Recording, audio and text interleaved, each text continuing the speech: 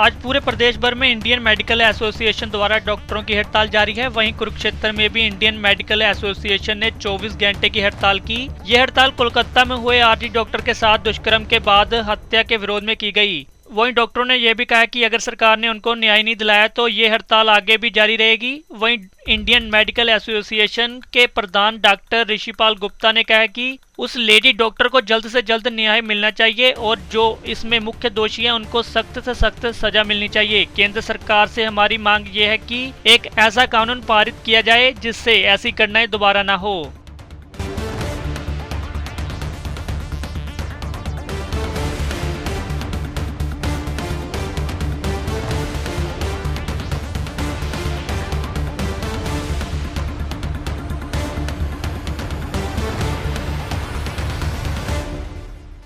Doctors इकट्ठे हुए हैं।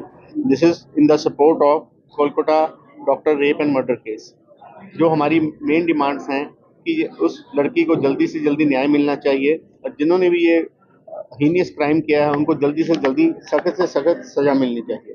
सेंट्रल गवर्नमेंट से हमारी अपील है कि वो एक लॉ बनाया जाए ताकि ऐसे इंसिडेंट्स दोबारा से ना हो।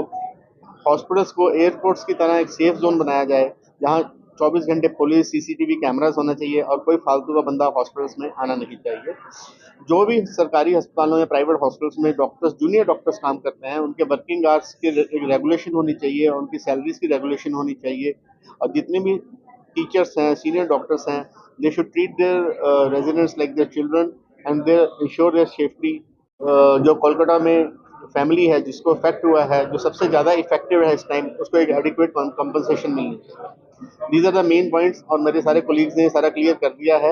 आई होप सेंट्रल गवर्नमेंट हमारी सुनेगी और the things will be sorted. कितने से कितने बजे तक हड़ताल? कल सुबह 6 बजे तक रहेगी? कल सवेरे 6 बजे तक। कल सवेरे 6 बजे तक तो अभी है, शाम तक सेंट्रल आईएमए की मीटिंग चल रही है। अगर उनका कोई निर्देश आता है तो हम इसको एक्सटेंड इनडेफिनेटली भी कर सकते हैं।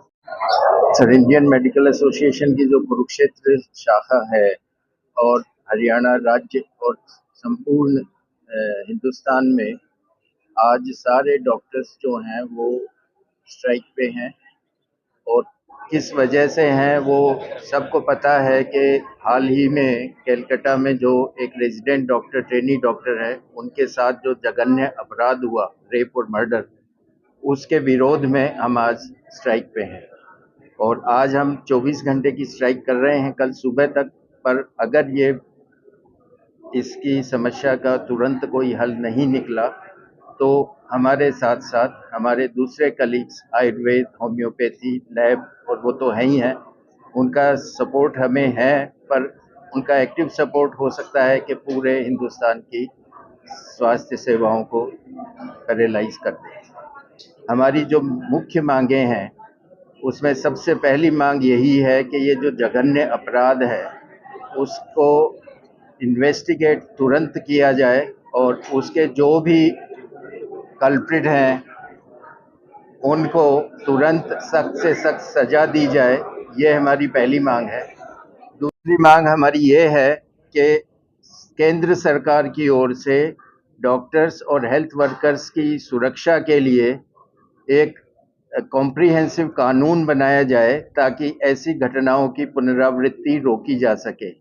ऐसा एक कानून हमारी संसद में लंबित है, काफ़ी सालों से लंबित है और ऐसा कानून बनाने का कुछ हमारे राज्यसभा और लोकसभा के सदस्यों ने भी उसका समर्थन किया था और ऐसा कानून बना था, पर वो पारित नहीं हो सका।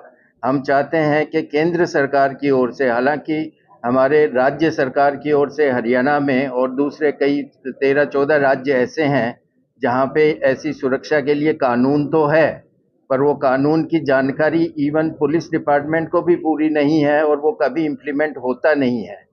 तो एक तो केंद्र सरकार की तरफ से संपूर्ण हिंदुस्तान के लिए कानून यूनिफॉर्म बन जाए जिसमें कि डॉक्टर्स और ड्यूटी पे जो भी हेल्थ वर्कर्स हैं और उनके संस्थान हैं उनकी रक्षा के लिए कोई कानून हो। दूसरा, इस कानून की जानकारी सबको दी जाए ताकि ये सही ढंग से इम्प्लीमेंट हो। तो दो हमारी मांगे, एक ये हो गई, दूसरी ये। तीसरी हमारी मांग ये है कि जो अफेक्टेड रेजिडेंट डॉक्टर हैं उनके परिवार के लिए जो भी कंपनसेशन मैक्सिमम पॉसिबल है वो कंपनसेशन उनको दिया जाए। और रेजिडेंट डॉक्टर्स की जो आज की स्थिति है कार्य की, जहाँ पे के 36-36 घंटे की लगातार ड्यूटियां होती हैं, कोई छुट्टियां नहीं होती, उससे उनको जो मेंटल स्ट्रेस रहता है, जबकि दूसरे जो हमारे विभाग हैं या दूसरे जो मेडिकल के अलावा हैं, वहाँ पे ड्यूटी आवर्स होते हैं, डॉक्टर्स के लिए कोई ड्यूटी आवर्स नहीं होते। तो हमारी जो यंग जनरेशन, यंग डॉक्टर्स हैं, वो बहुत ज़्यादा तनाव में रहते हैं।